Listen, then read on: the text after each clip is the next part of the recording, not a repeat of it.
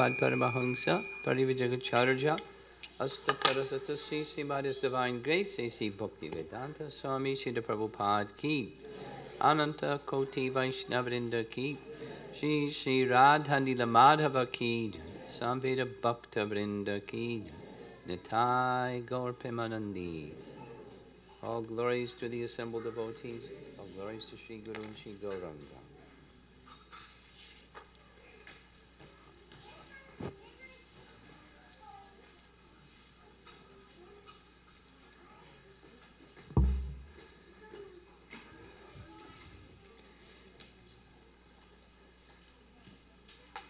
Parents of the children, please help the children find the exit door.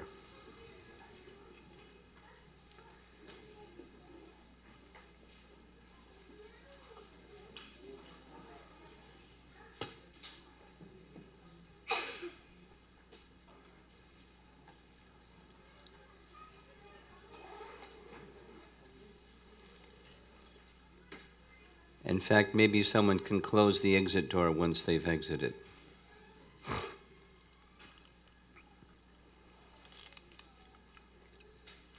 Thank you very much.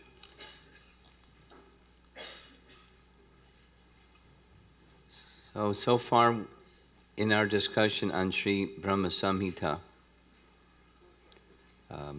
we've discussed the introductory verse, the Paribhasa Sutra, that sets the theme and message for the entire text. And then we discussed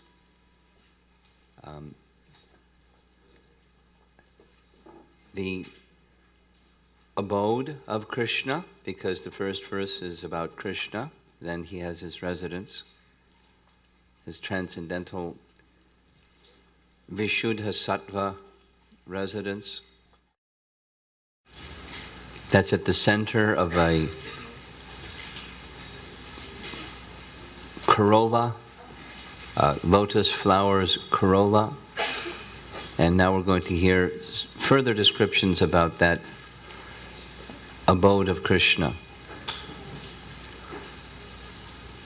We discussed the fact that Goloka, in the spiritual Paravyom, the spiritual sky, and Gokula here in this earthly realm, they're non-different transcendentally. Yet there are some slight differences, something that Jiva Goswami mentions in his Krishna Sandarbha about the differences that exist for Krishna's different abodes. He writes, just as the Supreme Personality of Godhead has many different forms in order to enjoy many different pastimes, in the same way, the transcendental abode of the Lord, although one, is manifested in many different forms. And he refers to the Rig Veda to support that statement. The transcendental abode of the Supreme Personality of Godhead, who fulfills all desires, is manifested in different ways. So, essentially, the differences are there for varieties of enjoyment. Prabhupada made it very simple by saying, it is said, variety is the mother of enjoyment. Enjoyment is the son, the child, the offspring, and the mother is variety.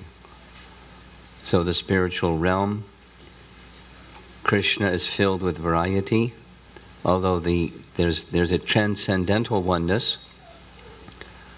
Within those varieties, there's nonetheless the emphasis is upon the oneness, the non-difference between Goloka and Gokula, because in the translation, Bhaktisiddhanta Saraswati Thakur is describing Gokula. But either way, Gokula, Goloka, it's the same. So now we're going to begin with text number 3, and you see it projected here. So we'll chant it together. Karnikaram mahadyantram shatkonam vajrakilakam saranga satpadisthanam prakritya purushena cha premananda mahananda rasena vastitam hiyat jyoti rupena manuna kama bijena sangatam. And I'll read the translation. The whirl of that transcendental lotus is the realm wherein dwells Krishna. It is a hexagonal figure. Hexagonal means six-sided. The abode of the indwelling, predominated and predominating aspect of the Absolute Truth. That means Radha and Krishna live there. Like a diamond, the central supporting figure of self-luminous Krishna stands as the transcendental source of all potencies. The holy name, consisting of 18 letters, is manifested in a hexagonal figure with six-fold divisions. So, there you see the hexagonal figure with six-fold divisions and the 18 transcendental letter mantra inscribed within it. We'll hear some more about it in the next verse also. So what's pictured here is what we're describing in today's discussion.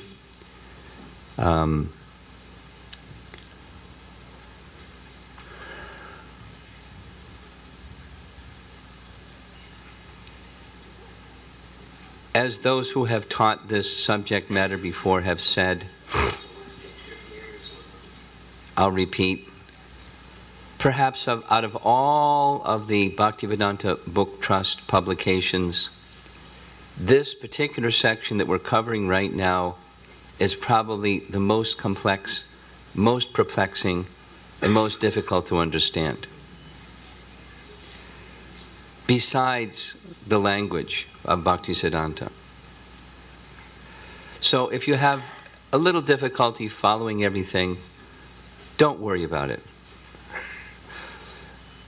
Try to hear the message, and when you get a chance, you can go back and read the subject and hear the discussion again, and exactly as Prabhupada said how he understood Bhaktisiddhanta Saraswati Thakur, he just heard again and heard him again and heard him again, and eventually, through purification, the subject matter becomes understood.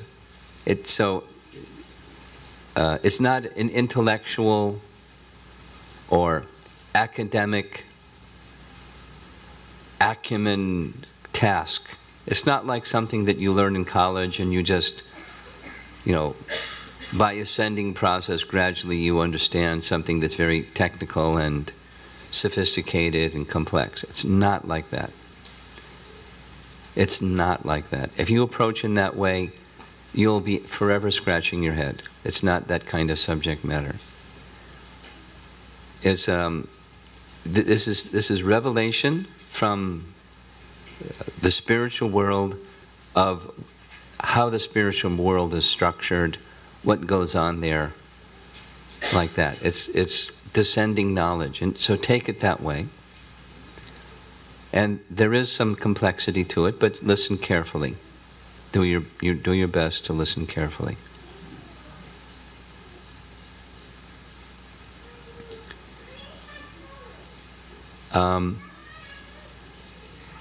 In the verse, Karnikaram Mahad Yantram,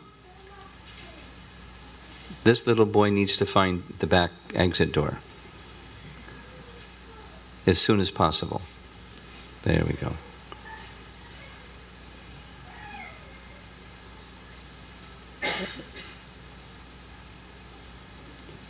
Thank you. So yantram is mentioned. Karnikaram Mahad Yantram. We find this word yantra in Bhagavad Gita, where Krishna says the living entity is situated as if on a machine made of the material energy. Yantra, Rudhani Mayaya. Yantra is a machine. So this verse is going to be describing a yantra. In fact, here it is.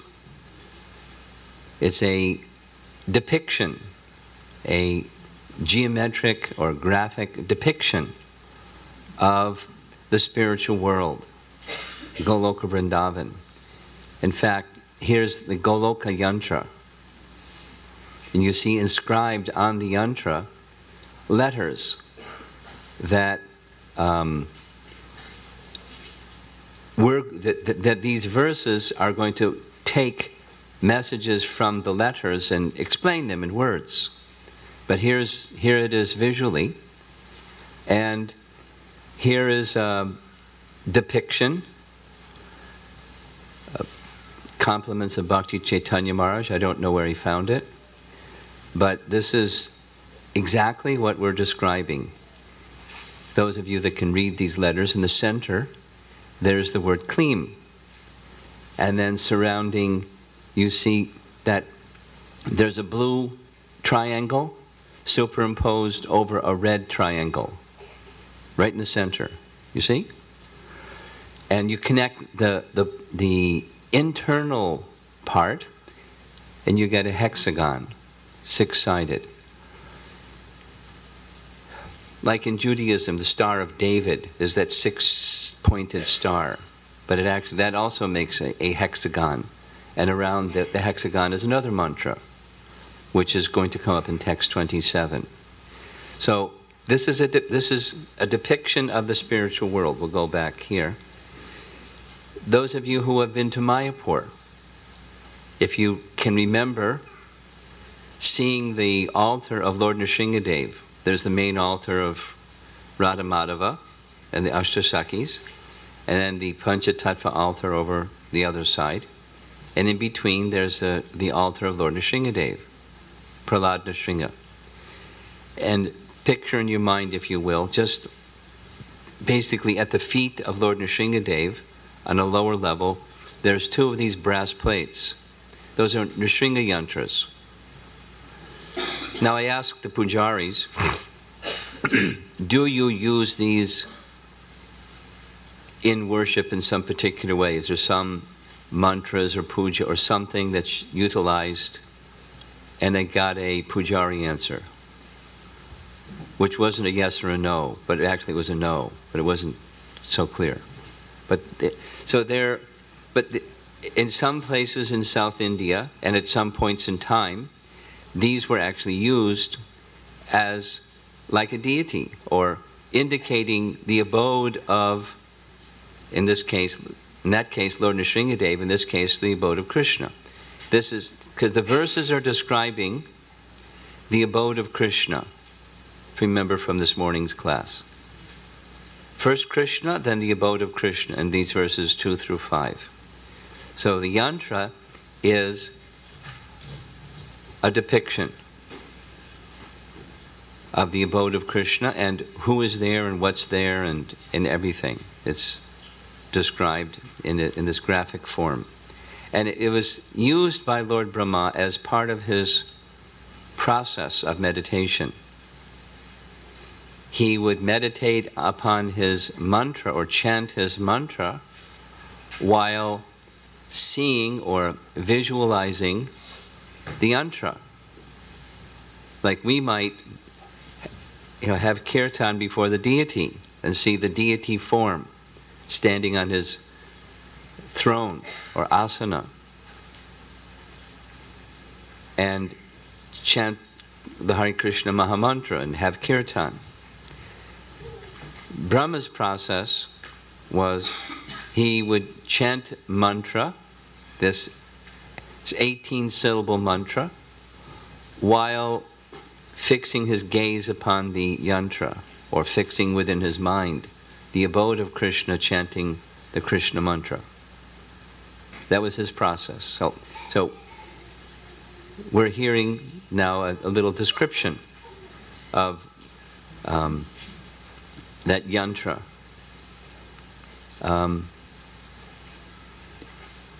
Yeah.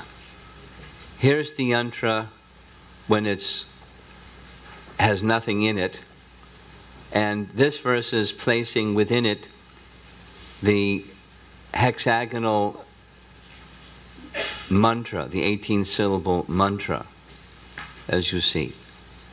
So now, that's what the conversation, or the body of the text. We'll go back to this nice picture.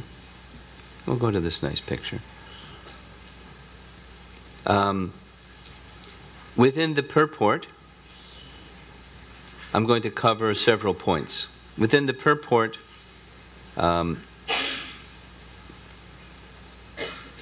Bhaktisiddhanta Saraswati Thakur discusses carrying over from the previous text the distinction between Goloka and Gokula. If you remember, there were 4 that I mentioned. So when Krishna performs his pastimes in Gokula, that's once in a day of Brahma, Swayam Bhagavan Krishna appears in Mathura, carried by his father to Gokula, on the other side of the river Jamuna, and performs his Braja Leela, his Vrindavan pastimes, once in every day of Brahma. And when he manifests those pastimes, they're given an adjective, prakat, Leela, manifest pastimes. And we said this morning, when Krishna performs his manifest pastimes, very merciful, because qualified or unqualified, everyone can see. Kamsa can see, the washerman of Kamsa can see, Shishupal can see, all kinds of unqualified people, and even bad people, they can see. They can see Krishna and experience his pastimes. And then there's another category of Krishna's Leela called aprakat, unmanifest pastimes, aprakat Leela. And those aprakat Leelas are of 2 types. One is in Goloka. Only qualified people can experience Krishna's pastimes in Goloka. And there's a second, and that is the pastimes that Krishna, someone was asking, one of the boys was asking the question of Krishna's eternal pastimes, Nitya Leela. When we say our Premadvani prayers, Nitya Leela Pravishta Om Vishnupad Paramahamsa, it means that the person who we've just described has pravishta, has entered into Krishna's Nitya Leela. Nitya Leela Pravishta. Om Vishnupad Paramahamsa Parivajagacharya. That's what that phrase means. So, Krishna's pastimes in Goloka, they're eternal. Krishna's pastimes in Gokula, they're eternal. But those that are not qualified cannot see. But those that are qualified can see. Like I mentioned this morning, Mother Janava, when she went to Radhakund and was chanting the same Hare Krishna mantra that we chant, she saw Krishna's pastimes. She saw a bridge going across the Radhakund. And Radha and Krishna and the gopis were on that bridge enjoying their pastimes together. And then she reported that when she came back from her sitting place. And so on. So, Krishna's pastimes are eternally taking place. There's many nice examples. If I didn't have to speak Sri Brahma Samhita, I would give you, I spent 2 hours giving you examples of very qualified devotees, pure devotees, who are able to experience Krishna's pastimes even today, or certainly during the time of the 6 Goswamis. So I'm going to spend a little bit of time following Jiva Goswami's commentary on this verse to describe the aprakat and prakat lila. So, Jiva Goswami explains, quoting from Gopal Tapani Upanishad, from Atharva Veda, what the process is, one of two processes whereby one may become qualified to see Krishna's aprakat lila. Would you like to hear that description? Because we're doing it in Sri Brahma Samhita, but we may not know what it is. So here's what it is.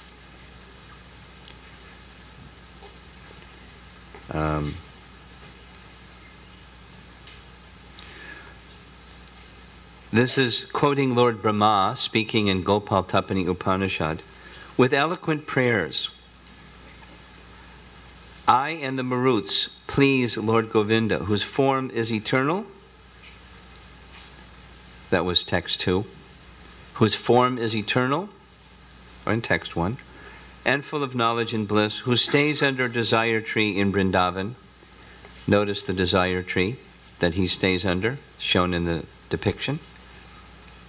And who is the 5-word mantra, Klim Krishnaya Govindaya Gopijana Balabhaya Svaha, inscribed in that hexagon. So the statement is, the mantra is Krishna. You know, it's the same. The Krishna and Krishna's name are non-different. Abhinatvam nama namino. Krishna and Krishna's name, because he's absolute. So the mantra is inscribed on the yantra, and Krishna is there in the center as the syllable or bija mantra klim.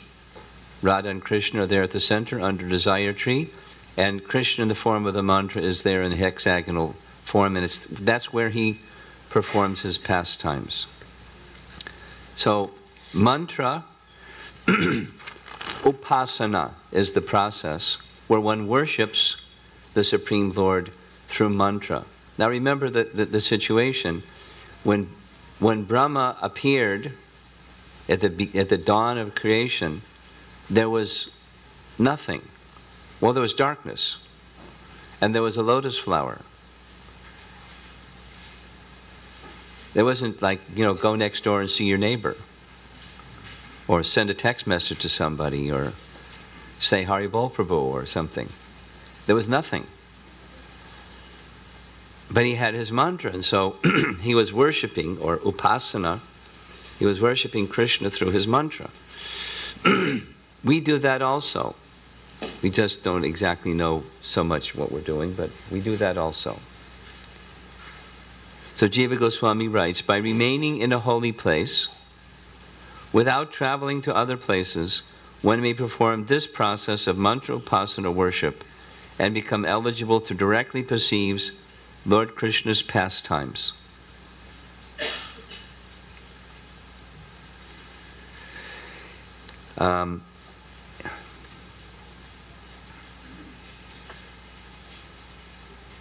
He makes reference to this process from Srimad Bhagavatam, Canto 3, Chapter 9.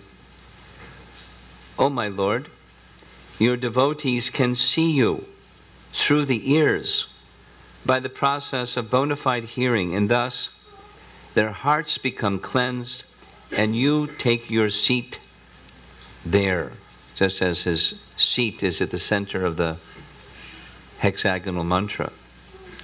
You are so merciful to your devotees that you always manifest yourself in the particular eternal form of transcendence in which they always think of you. If you can recall, I made mention at the very beginning of the diversities of Gokula and Goloka, and for that matter, the different forms of the Lord and the differences within the abodes of the Lord. There's diversity to reciprocate with how the devotees think of him. The mood of love of the devotee Krishna reciprocates with and manifests himself accordingly. So this mantra upasana process is compared to a lake. Sometimes, commonly, lakes are formed by water from some stream or river accumulating. And mantra upasana is compared to entering into the lake. And there's a particular singular pastime of Krishna or a singular feature of Krishna. Jiva Goswami says the verses that we Angani yasya sakalendriya vritti manti, that we, every time we have our greeting of the deities process that Prabhupada engaged all his followers in, it's mantra upasana. Those mantras, Venum Konvantam Aravinda Dalaya Taksham, those are examples of mantra upasana verses. By meditating on such verses, as Lord Brahma did, he was able to see Krishna. He was able to see a particular aspect of Krishna or pastime of Krishna. And this is exactly the same process that the Goswamis followed because they were so qualified. Then after entering into the lake, they could then move into the river. And the river is metaphorical, is the flowing of Krishna's pastimes. So not just a particular pastime, but through the mantra upasana process, entering into another stage that's called sva rasaki. This is described in the purport, and it's from Jiva Goswami's commentary. Sva rasaki is the ongoing unfolding of Krishna's pastimes. His apricot lila, one can not only see, but one can enter into and participate in. I'll do it again. We'll go back. There's prakat and aprakat. Prakat is when Krishna comes and performs his pastimes so everyone can see. And when those pastimes, those scheduled incarnation is over, Krishna we hear, his leelas continue in some other universe. But here, in the Boma earthly Gokul, the pastimes are eternally going on, and qualified persons, through this mantra upasana process, can see them. And by the matured stage, they can swarasaki, they can enter into them. I'll give an example. This is from Bhakti Ratnakar. Some of you have likely heard this description. It's Rupa Goswami who was qualified in this way. He was chanting his mantra. And while he was chanting his mantra, the pastimes of Radha and Krishna were being enacted in his heart. And he was participating in them. And at one particular point, absorbed in this way, Krishna said something funny, Radha said something funny, and everyone participating in the Leela laughed, and Rupa Goswami laughed. But he was within, on his spiritual form, he was laughing, but his body externally also laughed, because spirit moves matter. And as he was laughing, internally and externally, a very old Brahmin passed by, who was lame, and he was walking in an awkward, difficult way. And when he saw Rupa Goswami laughing, he thought Rupa Goswami was laughing at how, oh, just see this crippled man, he can hardly walk. And he laughed.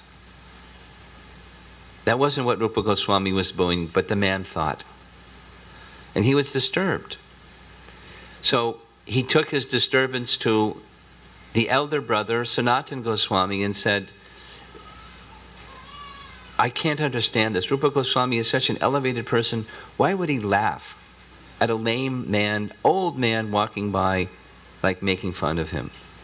My mind is very disturbed. How can a saintly person do something like that? And Sanatana Goswami said, I'll look into it and I'll get back to you in whatever the situation is. So later in the day, Rupa Goswami came to visit Sanatana Goswami, and he was describing, today I was having this wonderful meditation on Radha and Krishna's pastimes, and there was such a joyful pastime, and as something funny was spoken by both Radha and Krishna, suddenly my meditation broke. So I tried to get back into the meditation, but I couldn't get back into the meditation like that. It just didn't happen. And as Sanatana Goswami heard, he put 2 and 2 together and came up with 4. And said, the reason you couldn't enter again into that meditation is one Brahmin who was passing by thought you were making fun of him. When you were laughing because of that joyful pastime that you were participating in, he thought you were laughing at him. So he's taken offense. So I recommend you go offer your apology to that Brahmana, explain the circumstance, and surely he will forgive you and everything will be all right again. Because when you make an offense to a Vaishnava, even the unknowing kind of offense, if you find out that that person has felt offended by you, you go and appeal for them for their forgiveness. Just as Durvasa Muni was told by Lord Vishnu to go to Maharaja Ambarish and ask forgiveness from Maharaja Ambarish. That's what nectar devotion teaches us we should do if we've offended someone. So Rupa Goswami went to the old Brahmin and apologized and explained everything. Please forgive me. I wasn't meaning to make fun of you. And the Brahmin was saying, oh, I'm the one who's offended because I was thinking that you were making fun of me and certainly you weren't doing that. And my perception was wrong and I made the offense, please forgive me, and so everything was nice. This is a scriptural example of something that regularly took place. Jiva Goswami writes in his Krishna Sandarbha and in his commentary to Brahma Samhita, when describing this mantra upasana and swarasiki process, there are still some people today, some people, the 6 Goswamis and such qualified people, who could experience Krishna's aprakat lila. And the reason we're going into this, or the reason Jiva Goswami goes into it, is because this is what Brahma did. He received, we're going to find out a little bit later how he received, but he received this Gopal mantra, and for thousands of years, we're impatient. We want quick results. For thousands of years, and he was Lord Brahma, for thousands of years, he simply meditated upon this mantra with use of the yantra depicting Goloka, because that's what the yantra does. It's Krishna's abode. And then in the center is Krishna. Surrounding Krishna is this mantra. So the yantra becomes transcendental because of the mantra. And the mantra is not different than Krishna. And therefore it's Krishna's abode. You follow? Is anybody lost? Should I do it again? Huh? We understand the example, but can you repeat the sequence? Yeah. Brahma received a mantra. This gloom, it's darkness in all directions. He's born on this lotus flower, and he's highly intelligent. He wants to know, who am I? He searches out, who am I? I'm seated on a lotus. There's a stem. If I follow the stem, maybe I'll find out where I've come from. Deductive logic. Well, he couldn't find the end of the stem. So then he realized deductive process isn't going to work. And then he received the instruction. Srimad Bhagavatam says he heard tapa. Tapasya. In Brahma Samhita it says his tapasya specifically was his meditation upon this Gopal mantra that's depicted in the hexagon. So he was meditating on, he was doing mantra upasana. He was meditating upon his mantra. He was worshipping, upasana means worship. He was worshipping Krishna through his mantra, because the mantra is Krishna. We just read it from Gopal Tapani Upanishad. The mantra is Krishna. He was worshipping Krishna. And Krishna has an abode. Krishna is not alone. He's situated somewhere. And that abode is depicted in the yantra. So, fixing his mind upon the yantra, meditating upon his mantra, he realized Krishna. He was able to experience Krishna and Krishna's pastimes. Aprakat, Leela. Okay? And then continuing with that further, entering into the lake, one can then enter into the river of Krishna's pastimes. And the pastimes flow, one event after the next event, and the unfolding of Krishna's pastimes, not just a scene, but the whole ongoing flow of Krishna's pastimes, and one can directly participate in them if one is very qualified. Mantra upasana leading to swarasaki are ways to enter into Krishna's experience, understand and enter into Krishna's aprakat lila even today. Okay? Okay, so that was the first part. Now I'm going to move to the second part of this evening class.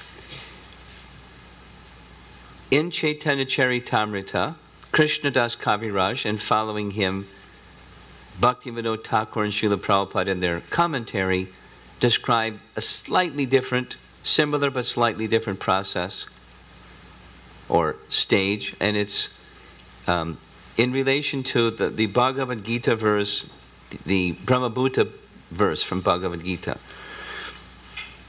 Mam cha yo vyabhicharena bhakti yogena sevate sagunan samatityaitan Brahma bhuyaya kalpate. You can look it up later if you like. 1426. So Chaitanya Charitamrita presents the verse, and then there's a commentary on it. Prabhupada is quoting Bhaktivinoda Thakur, who says, there are two stages in this Brahmabhuta. Brahmabhuta means on the spiritual platform. There are two, less advanced, more advanced, you can say, on the spiritual platform, where one understands Krishna. It's not, like theoretical, but they understand Krishna, but there's still some material contact. Like Lord Brahma, who has this wonderful realization described, but he also wants to create a universe. He clearly understands Krishna, and he clearly wants to create a universe. So, one who is in that stage, it's called Swarup Gata. Here, I'll just read the Prabhupada's commentary. One who has understood Krishna in truth, but is still maintaining some material connection, is known to be situated in his Swarup, his original consciousness. The next stage, when that original consciousness is completely spiritual, it is called Krishna consciousness. One who lives in such consciousness is actually living in Vrindavan. He may live anywhere, material location doesn't matter. When, by the grace of Krishna, one thus advances, he becomes completely uncontaminated by the material body and mind, and at that time factually lives in Vrindavan, that stage is called Vastu Gata. Swarup Gata, understanding Krishna with still some material association, Swarup Gata. No longer any material association, even you're embodied and all of that, Vastu Gata. Very, very, very elevated. So Prabhupada concludes the purport. One should execute his activities in the Swarup Gata stage of consciousness. That is, strive for understanding Krishna, just as Krishna says in Bhagavad Gita, Janma karma cha me divyam evam yo veti tatvataha. We recite it every year at Janmashtami, at least. Understand Krishna in truth. In truth. Chakvadeham punarjanma naiti mameti sarjana. Such a person doesn't come back into this material world, but punarjanma na. No more material existence. So, one should come to that stage, and by the maturing of that stage, one becomes completely free, this Vishuddha Sattva stage, from any material contact whatsoever. Gradually, the mature stage comes. Same as so it's similar, but there are some differences. And please remember this because I'm going to refer to it again. Swarup Gata and Vastu Gata.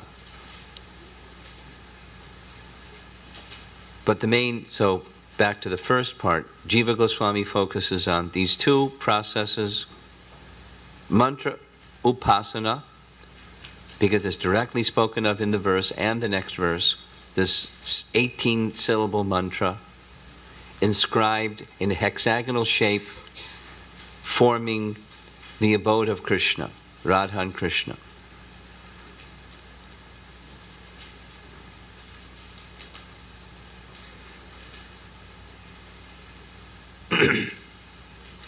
Then comes the meaning. So the third part is the meaning, and you'll find it right in the purport. What do these words mean of this mantra? Klim Krishnaya Govindaya Gopi. There's 6 parts, and the central part, as you see in the diagram here, Klim, indicates Radha Krishna. So they're at the center. And then there's 6 parts.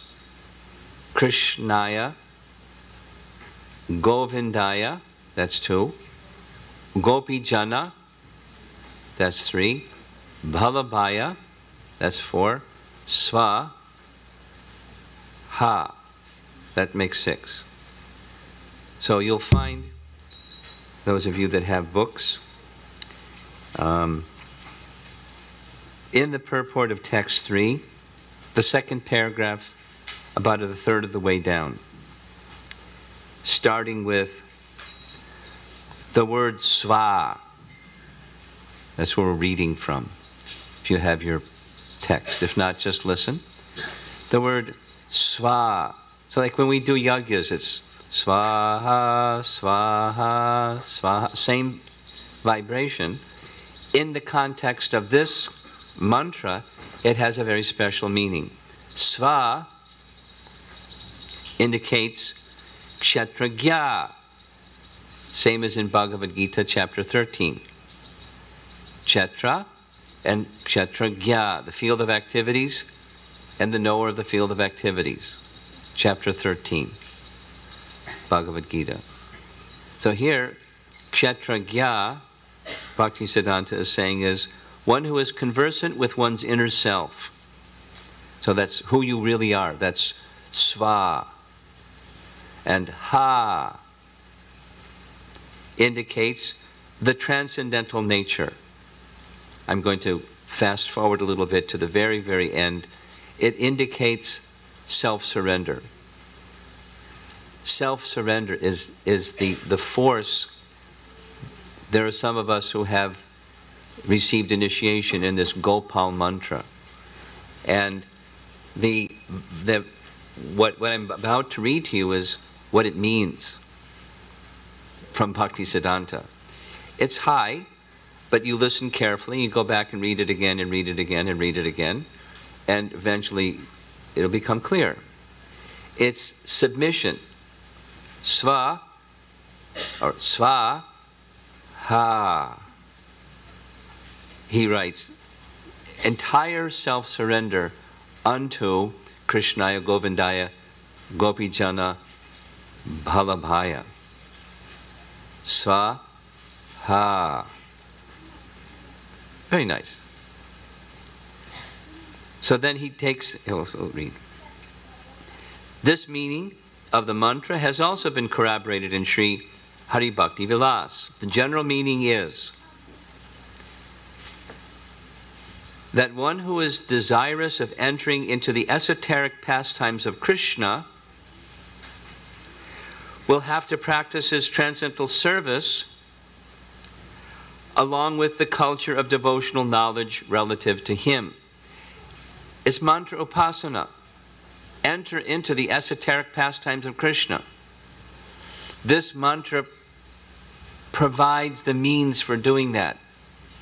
You just have to do it carefully and repeatedly and thoughtfully and continue. Sadhana, practice, abhyasa, continue to strive and over again as Brahma did. We're followers of Brahma. So now, next in this purport, it gives Bhaktisiddhanta's meaning of each of these 6 parts. So it starts with Krishnaya.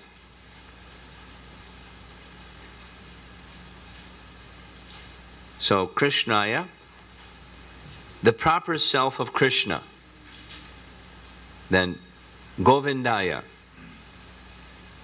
the true nature of Krishna's transcendental pastimes in Braja. So there's Krishna and Krishna's pastimes in Braja, and then Gopi Jana means the true nature of his spiritual associates in Braja, the spiritual milkmen and the milkmaids, Gopas and Gopis. Gopi Jana, the true nature of those associates of Krishna. Bhalabhaya means the true nature of self-surrender to Krishna in the footsteps of the spiritual milkmaids of Braja. And there's the Gopi Jala, and then there's their feelings of submission to him. Balabhaya. Balabha generally means pleasure, but their pleasure is submission to Krishna. And Krishna reciprocates with them and gives them pleasure. That's the balabha. It's a reciprocation. It's not just one thing. They experience balabha. They experience submission to Krishna, and from that submission to Krishna, they experience great happiness. Then, again, he gives sva, the true nature of the spiritual knowledge of the unalloyed individual soul. That's like who we really are. Sva. And then ha, the true nature of transcendental service to Krishna. Is this, that the esoteric relation is established on awakening of one's pure cognition. Now that's Bhaktisiddhanta's language. What's he saying? The Chit Shakti, if you remember from earlier, their internal potency has 3 divisions. Sat, Chit, and Ananda. Chit is the cognitive feature, or that potency by which, you'll hear it again in the course of this class, directly quoting Prabhupada and other acharyas. That energy by which Krishna knows himself and by which others know Krishna. That's what's being referred to. Pure cognition. Krishna gifts, extends to the devotee his Chit Shakti, pure cognition, so that they can know him.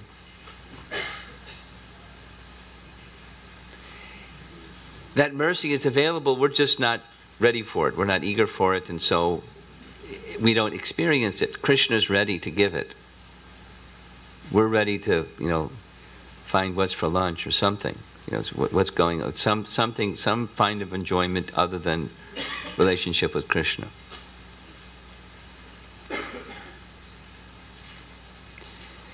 And then here, this last sentence that I'm going to read is a summary of the mantra. I'll read it slowly. And this is the meaning of Klim Krishnaya Govindaya Gopijana Balabhaya Swaha.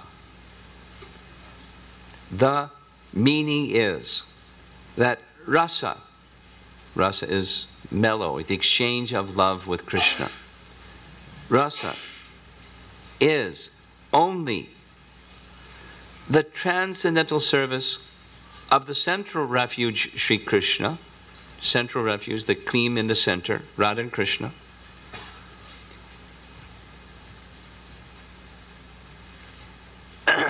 The predominating aspect of the Absolute by one's ego, swa, one's spiritual identity, as the spiritual maid of the predominated, here is moiety. Moiety means half.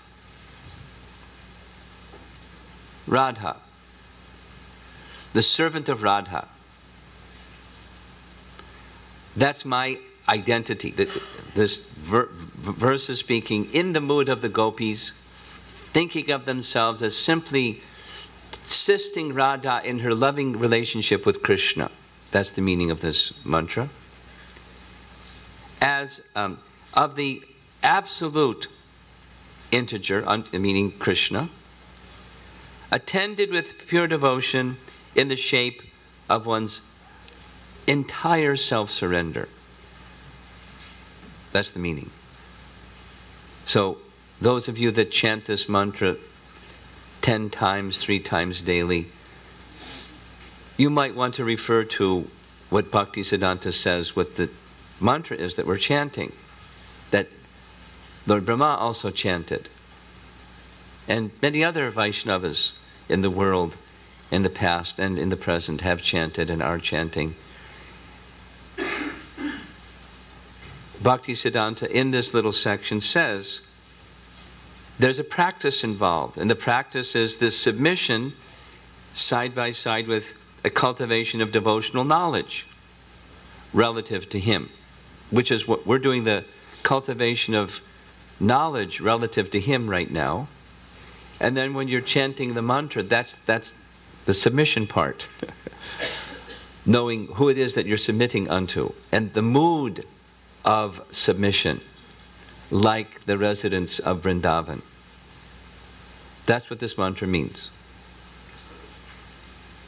And it's inscribed right in the center of the yantra. It's the abode of Krishna. It's what happens. The pastimes of Krishna are enacted in this manner. One who chants this mantra, upasana method, can enter into that. Gradually, one can become qualified. Now,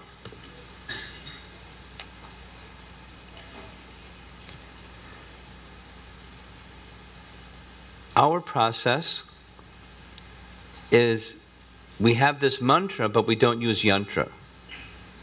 You can search in Vedabase and wherever you want to look, and there's no mention anywhere of Prabhupada ever instructing the devotees, his followers, to use this method of yantra side by side with mantra. But here's what Prabhupada writes instead.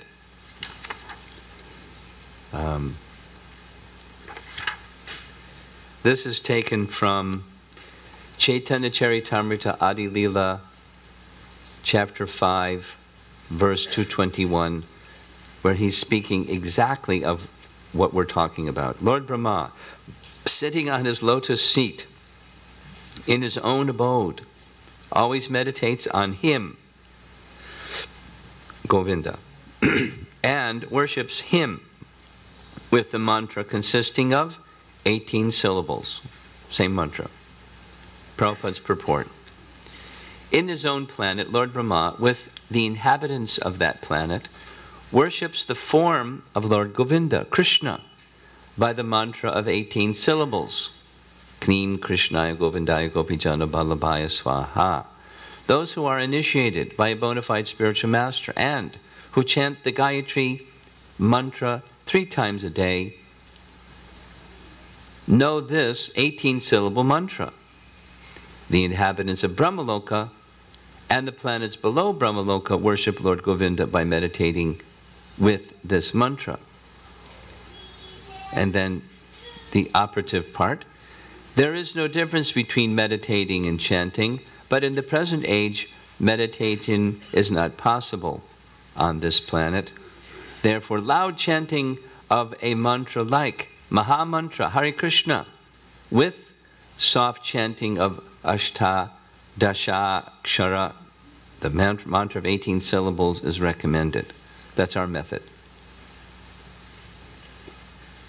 You follow? Brahma did with yantra and chanted his 18-syllable mantra. We don't have the capacity to meditate like Brahma had the capacity, so we chant Hare Krishna mantra aloud in kirtan and in our japa.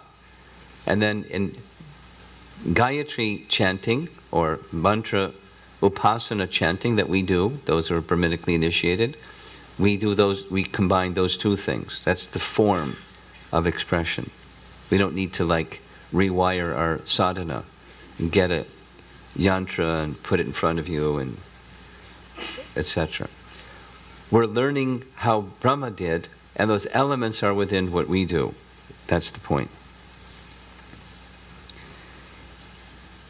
Continuing, Prabhupada writes, well, this is Madhya Lila, chapter 21, text 145. In other words, a devotee who has heard the sound of Krishna's flute forgets to talk or hear of any other subject. Krishna's flute, because, you know, the cover picture of Brahma Samhita I mentioned. Lord Brahma heard the sound of Krishna's flute, and out of his mouth came Kam Gayatri. So one who has heard the sound of Krishna's flute, one doesn't want to hear anything else and think of anything else, speak of anything else. A serious devotee of the Lord who chants and hears this transcendental vibration becomes so accustomed to it that he cannot divert his attention to any subject matter not related to Krishna's blissful characteristics and paraphernalia. Okay. So that's another section. Now, use of mantras is the next section, but I've already touched on it. It's not something that we do. It's something that Brahma did and persons of his caliber did, or of his, in the beginning of creation at least, we're hearing. It's a process, a bona fide process, that's not so suited for us. We have our own process of mantra upasana. We do it every day when we greet the deities. If we're aware of what the process is, it might enliven us to be more attentive than mechanical when we say the verses and meditate upon Krishna, as is being recommended by Jiva Goswami and these exalted Vaishnavas, Gopal Tapani Upanishad and so on. Okay, so now there's the yantra. We're going to see some more, or hear some more, and see this image again.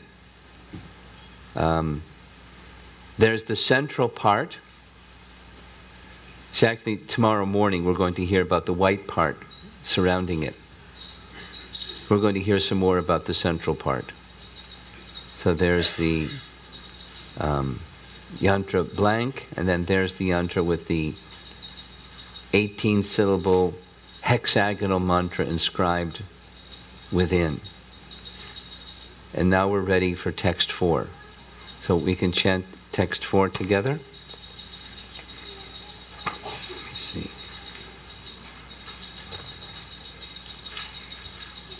What happened? Oh, there it is. Tad kinjalkam tad angshanam tat pratrani shriyam api. That was pretty short. Translation. The whirl of that eternal, the whirl, that's the central part, the whirl. There's the petals that extend from the whirl, the corolla, the central. The whirl of that eternal realm, Gokula, is the hexagonal abode of Krishna. It is the abode of Krishna. Its petals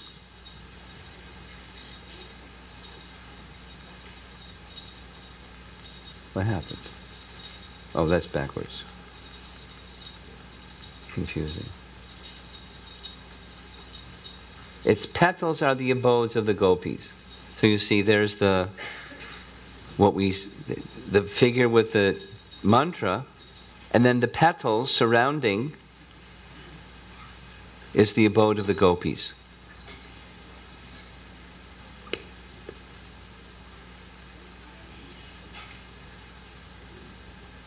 Who are part and parcel of Krishna, to whom they are most lovingly devoted and are similar in essence. The petals shine beautifully like so many walls.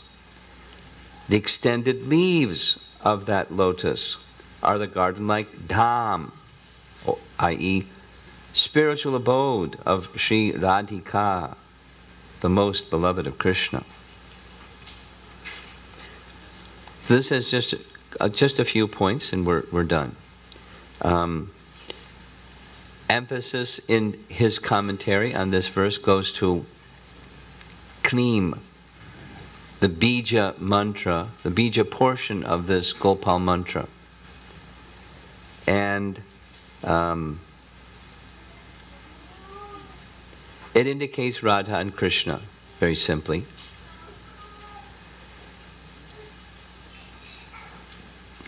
Radharani's position is, we all know this, we've heard it so many times, she is the Hladini Shakti portion of the internal potency.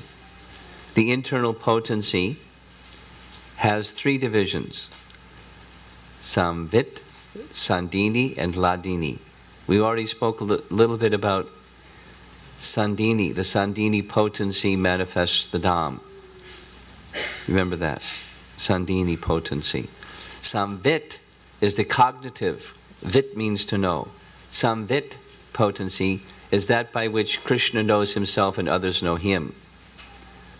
Or Chit potency, similarly. And Hladini is the pleasure potency. Here's Jiva Goswami explaining in Bhagavat Sandarbha.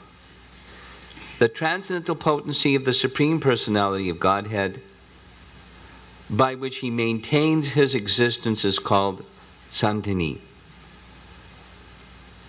The transcendental potency by which he knows himself and causes others to know him is called Samvit. The transcendental potency by which he possesses transcendental bliss and causes his devotees to have bliss is called Hladini. The total exhibition of these potencies is called Vishuddha Sattva. Now this is an important term that you're going to hear several times. In fact, we've already heard it, but we're going to hear it again and again.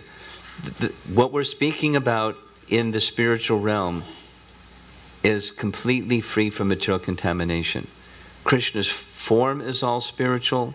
Krishna's abode is all spiritual. Everything about Goloka and Krishna Loka, it's all spiritual.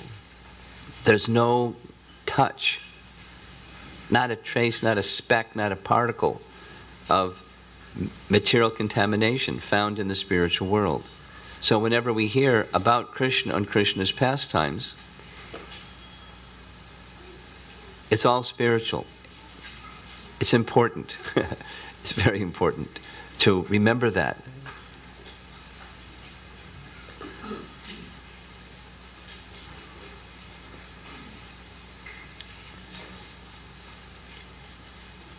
So Vishuddha Sattva is therefore the proper atmosphere in which to experience the personality of Godhead.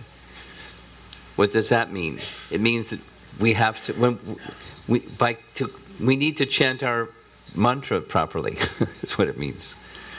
Because Krishna is all pure. He's supremely pure. And by contacting the supremely pure in the merciful form of mantra, we can become pure, thus enter a Vishuddha Sattva, thus enter into the pastimes of Krishna. That's the fruit, or the result, the consequence of proper chanting.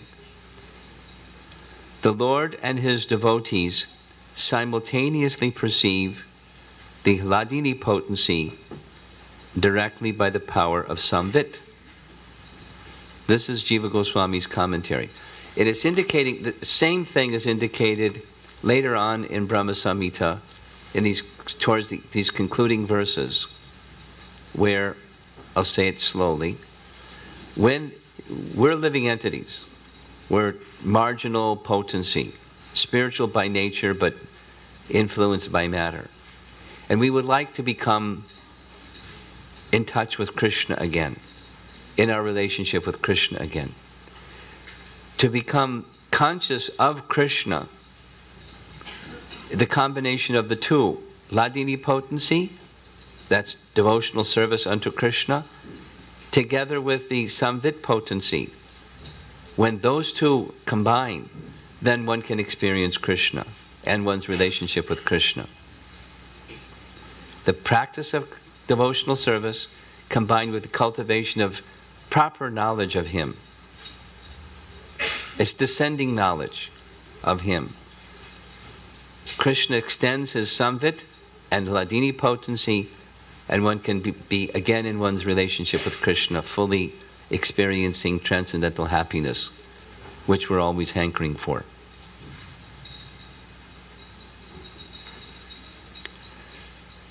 So, now just to conclude, the petals. The petals are mentioned as the abodes of the gopis. Hopefully, yes, there we go. There's the petals depicted this way. The verse says that the petals are the abodes of the gopis. And so you see inscribed on the petals, the inner petals, they're the 8 principal gopis. Surrounding those are the manjaris who are assisting those eight principal gopis. And then there's petals and petals and petals and petals that are abodes of gopis. Radharani has expanded herself into lots of gopis. Tens of thousands of gopis. Jiva Goswami, in his commentary of Krishna Sandarbha, says, actually the petals are as well the residents of other of Krishna's associates in Vrindavan. And I'll just read what he says there. After the description of the internal abode of Sri Krishna, which is the whorl of the lotus flower, known as Goloka, there is a description of the petals situated about that abode. Those petals are the abodes of the cowherd residents of Goloka, who are all the relatives and friends of Sri Krishna. That the cowherds of Vrindavan are the relatives of Krishna is described by Shukadev Goswami in Srimad Bhagavatam 10:36-15. On this lotus flower of Goloka Vrindavan are many petals known as Patrani Shriyam, directly from the verse of Brahma Samhita. On this lotus flower of Goloka are many petals known as Patrani Shriyam, the many gardens, which are abodes of Srimati Radharani and the gopis, where these petals join the whorl of the Goloka lotus flower. The paths of Goloka are situated, and the extensions of these petals are the places of the cow pastures of Goloka. In this way, the parts of the lotus flower of Gokula Vrindavan are described, and in this very nice illustration depicted. So, many of us have been to Vrindavan. And when we go to Vrindavan, we go to Govardhan Hill, we go to Nandagram, we go to Varsana, we go to Radhakund and Shamakund. Sometimes we go to the other side of the river Jamuna, to Raval and Gokul and Mahavan. All these are within that yellow area in the middle. That's Vrindavan, in Krishna's abode, in the abode of Krishna's associates, the petals. That's Vrindavan. And we're going to hear next, tomorrow morning, about the area surrounding Braja, or specifically Mathura and Dwarka. And you can see in that picture up there on the right-hand side, the white portion around the lotus flower. Just to end, little special appreciation. Vishwanath Chakravarti Thakur writes one commentary from the 10th canto where he's describing the ages of Krishna. And it reads as follows. The 3 years and 4 months that Lord Krishna stayed in Mahavan were the equivalent of 5 for an ordinary child. He grew up quickly. And thus, in that period, he completed his Kumara age of childhood. The period from then to the age of 6 years and 8 months, during which he lived in Vrindavan, constitutes his Poganda stage. There are too many demons in Gokul, so Nanda Maharaj decided to leave and go back to Vrindavan. And they stayed at a place that's in the area of Vrindavan itself, and then later to Kamyavan, and then Kailavan, and then he went to Nandagram. So that's his Poganda age. In the period from the age of 6 years and 8 months through his 10th year, during which time he lived at Nandagram, constitutes his Kaishora age. Then, at the age of 10 years and 7 months, on the 11th lunar day of the dark fortnight of the month of Chaitra, he went to Mathura. And on the 14th day, so it took him 3 days to kill Kamsa, from the time he left with Akrura. On the 14th day thereafter, he killed Kamsa. Then he completed his Kaishor period at age 10, and eternally remained at that age. In other words, we should understand that from this point the Lord remains forever a Kaishor. So, the numbering system of other acharyas says that he returned to Mathura when he was 12. Here he's saying it's 10 years and 4 months. But in any event, whether it's 10 years and 4 months or 12 years, they're ages of Krishna, and so for all those before he returned to Mathura, it's what we're seeing in this image here.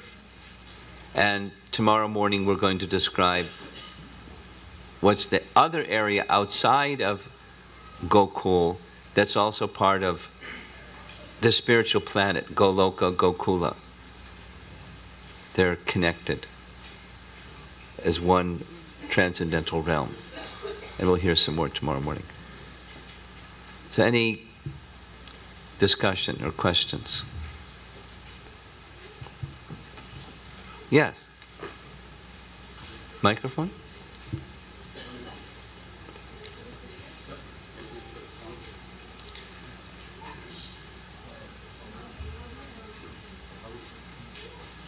You need a teenager to help you.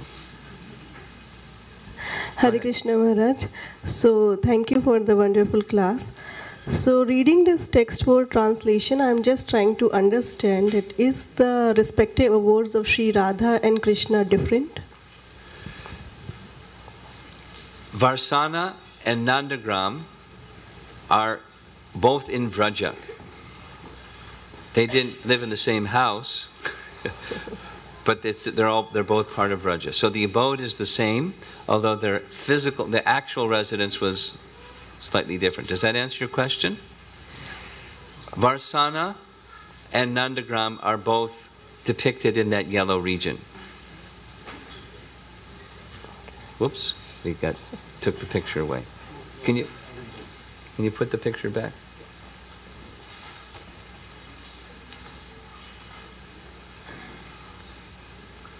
Does that answer your question? Yes, ma'am. Okay. Thank you so much. Yes. First of all, thank you very much. I have been chanting that Gopala mantra for many years, every day, 30 times at least, and never knew why we chant, but today's class makes it very clear. And so that's appreciation. Question is that if you can go back to the previous, that copper color slide where the mantra is given. Yeah.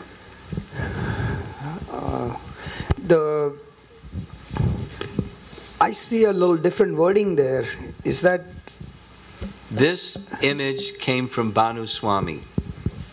I can't read what it says, but in his presentation on Brahma Samhita, he includes this. Now, so I can't comment on the brass plate, but I can comment on this one, because I had a Sanskritist translate it.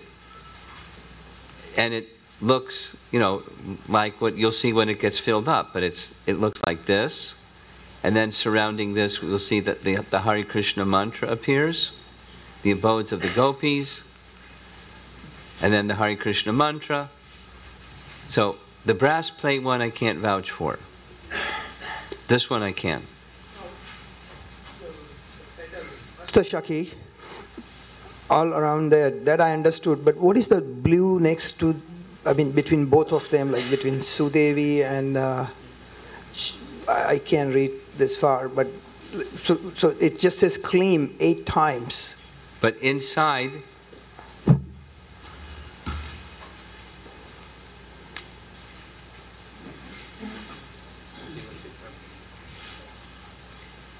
that's the wrong side. That's why. Okay. This is Lalita's abode. Okay. This is Vishaka's abode. That I got it. This is Chitra Devi's abode, Induleka's abode, Champakalata's abode, Ranga Devi's abode, Tunga Vidya, and Sudevi. And if I were to take you back, that's why it was going backwards, to this one, whoops, to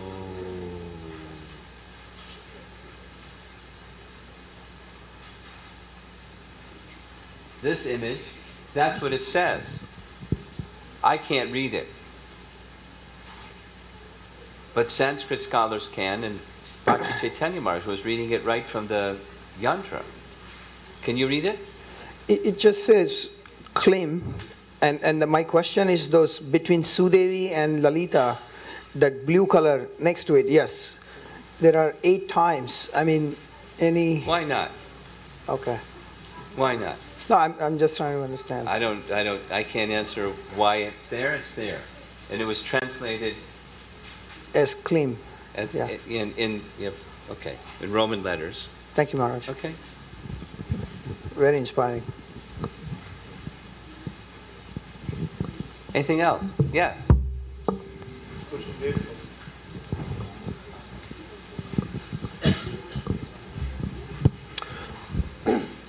Hare Krishna Maharaj.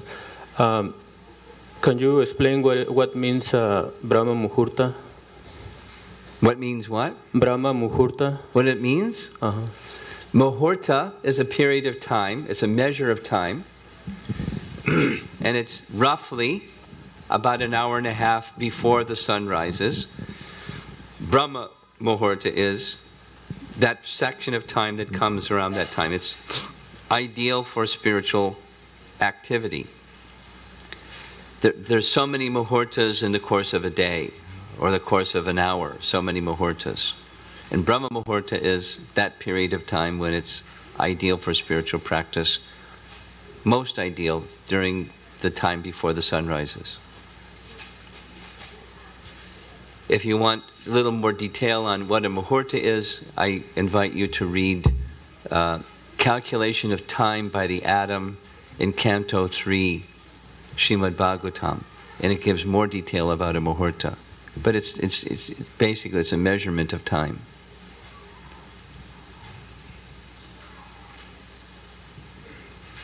Yes. Maharaj, there is a question online. It's from Arvind Prabhu. He asks, since Krishna's name, form and pastimes are non-different, what is the reason for not being able to enter into the Prakat Leelas? Why can't we not achieve that as a result of chanting? We can, but the result of chanting is that one becomes purified and thus eligible. Right now we're chanting but not purified. We continue chanting and get further purification, and then that entrance becomes possible. So advise the person to keep chanting to become qualified. Yes.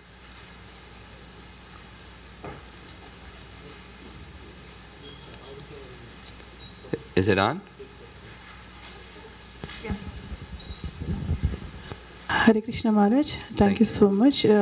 Maharaja, you have mentioned about the Swarup Katha and Vastu Katha. Yes. So, which category Brahma belongs to? Swarup Katha and eventually Vastu Katha. We'll hear some more about it as we continue, but at this stage it's sadhana.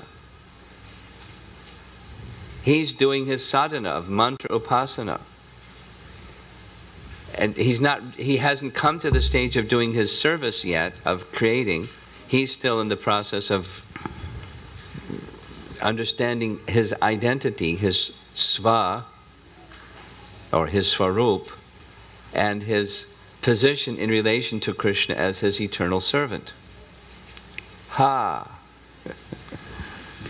Thank you. And then eventually it's in the mood of Madhurya, or an eternal maidservant of Krishna. And that's the rest of the mantra. He's not even at the Swarup stage in the beginning. He eventually comes to the Swarup stage, Swarup Siddha stage, or Swarup Katha, where he composes the Brahma Samhita prayers, the Govindam prayers. At the end of that, he then asks the Supreme Lord what to do about the fact that I still have this material desire. I still want to create a universe while I understand you. That's the Swarup Katha stage. By continuing, one can come to the Vastu Katha stage. But he is conducting material affairs just by the instruction of Lord Krishna. Of course. So he's not like us, which is your point. And absolutely, he's not like us. Still, read it carefully. It's not my judgment of Brahma. It's the statements of the verses and the commentary that says there's still some material contact.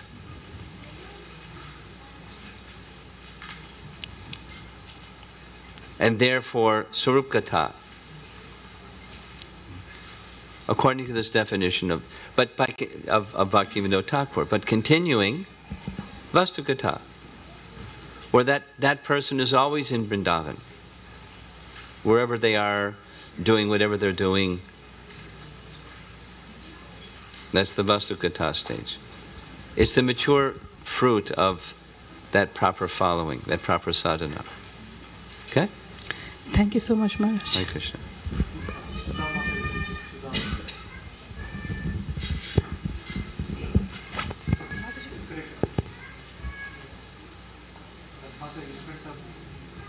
Oh, sorry. Hare Krishna Maharaj. Thanks for wonderful session. And I have I'm little bit confused about potencies, internal potencies like you probably have lots of company. You're a little confused. Yeah. And you probably have lots of company.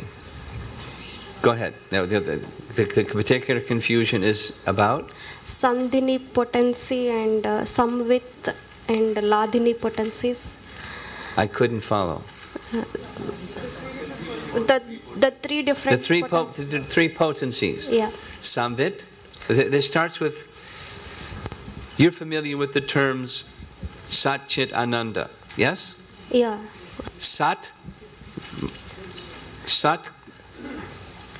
I can't see you for eye contact. Sat, I'll go off the camera, corresponds with Sandhini. Sat means existential potency, that which exists, Sat, as opposed to Asat, impermanent. Sat is permanent. Sandhini potency corresponds with Sat. And that Sandhini potency manifests the spiritual world. Krishna's paraphernalia, Krishna's abode, the Kalpavriksha trees, the Surabhi cows, even Krishna's form. Sandhini potency, Sat. Samvit corresponds with Chit, or cognizance. That potency by which Krishna knows himself and others can know him. Samvit. So existence, knowledge, and pleasure. Ladini. And the pleasure potency pervades everything in Goloka. Radharani is everywhere. Her influence is everywhere. And through that Ladini potency, one may be engaged in Krishna service. And combine the three, that's the internal potency, Antaranga Shakti, Krishna's, how he conducts his affairs in the spiritual world. And combined, they're also known by the name Vishuddha Sattva, which I mentioned, that I'm going to make reference to again and again. Vishuddha Sattva. Everything of the spiritual world is completely pure. No tinge of anything material. Does that Yeah, clear, help? Prabhu. Like what you are going to tell, like, is Sandhini means Krishna's pastimes. No, no. Sandhini is the abode of Krishna, yeah, and all his pastimes going. No, like, you're including pastimes. Thank you. Leave that out.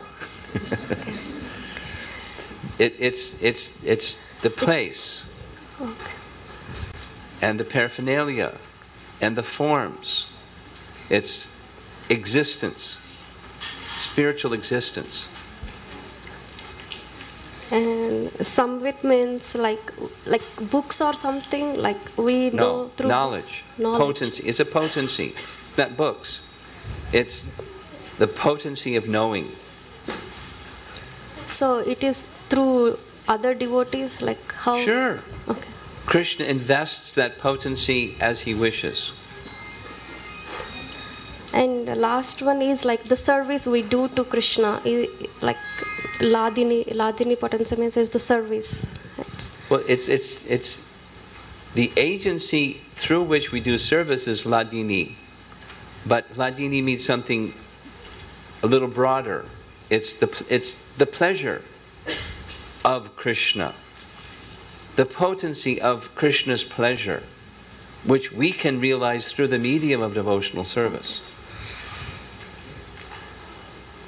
Means the happiness we get when we do devotional service, like when we do Maha Mantra, will be in different, like I can experience a different happiness. Yes.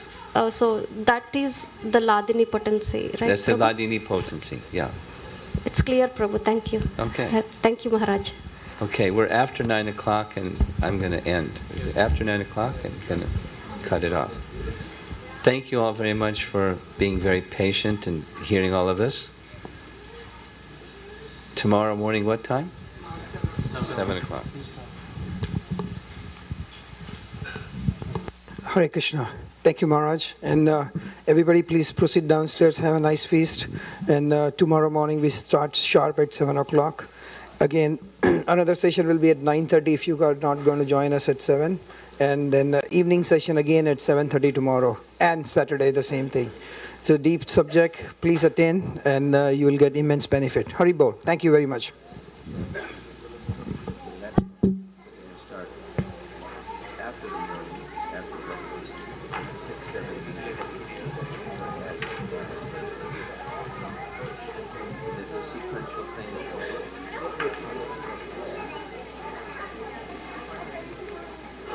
When Siri Babu asks questions, ignore them, unless it makes sense, which I doubt. But if you find one that makes sense, then you can read it, otherwise just ignore it.